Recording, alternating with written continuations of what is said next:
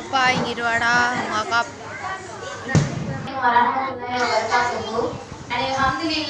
Alhamdulillah nahmaduhu wa nasta'inuhu wa nastaghfiruhu wa na'udzu billahi min shururi anfusina wa min sayyiati a'malina may yahdihillahu fala mudilla wa may yudlilhu fala hadiya lahu wa ashhadu an la ilaha illallah wa ashhadu anna muhammadan abduhu wa rasuluhu ya ayyuhallazina amanu taqullaha haqqa tuqatih wa la tamutunna illa wa antum muslimun.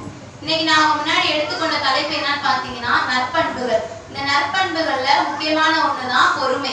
அல்லாஹ் தன் திருக்குரான்ல 70க்கும் மேற்பட்ட இடத்துல இந்த பொறுமையை பத்தி பாராட்டி இருக்கான். அப்ப இந்த பொறுமை யாருக்கு இருக்குன்னா மனிதனுக்கு இருக்கக்கூடிய சிறப்பு குணம் தான் இந்த பொறுமை. இந்த பொறுமை விலங்குகளுக்கு இருக்கு அப்படின்னா கிடையாது. ஏன்னா விலங்குகள் எல்லாமே இச்சை குணம் கொண்ட விலங்குகள். அந்த இச்சைனா ஆசை. ஒரு மனிதனுக்கு இருக்கக்கூடிய ஆசை விலங்குகளுக்கு இருக்காது. ஏன்னா இப்ப விலங்குகள் முன்னாடி ஒரு மாமிசத்தை வச்சா அது சண்டையிட்டு சாப்பிடக்கூடியதா தான் இருக்கும்.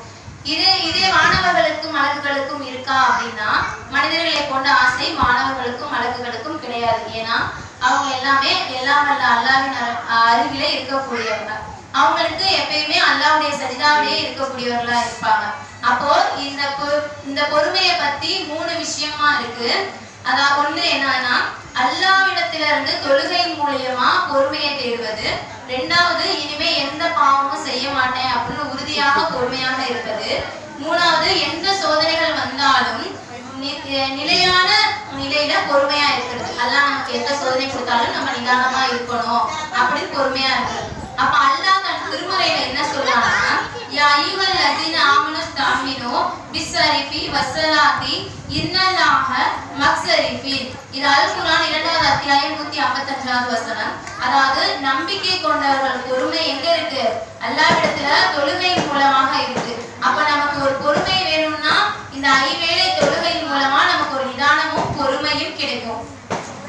அப்ப அல்லாஹ் தன் திருமறையில சொன்னா என்னுடைய அடியார்களுக்கு ஓரளவு அச்சத்தாலும் பசியாலும் செல்வங்கள் உயிர்கள் மற்றும் பல்களை சோதப்படுத்தி உங்களை நான் சோதிப்பேன், பொறுத்து கொண்டவர்களுக்கு நற்செய்தி கூறுவீராக. இது அல் குர்ஆன் 2வது அத்தியாயம் 155வது வசனம். அப்ப நமக்கு எவ்வளவு சோதனைகள் வந்தாலும் நம்ம எப்படி இருக்கணும்? அல்லாஹ்வுக்காக பொறுமையை கொண்டு இருக்கணும். அந்த பொறுமையாக இருந்தோம்னா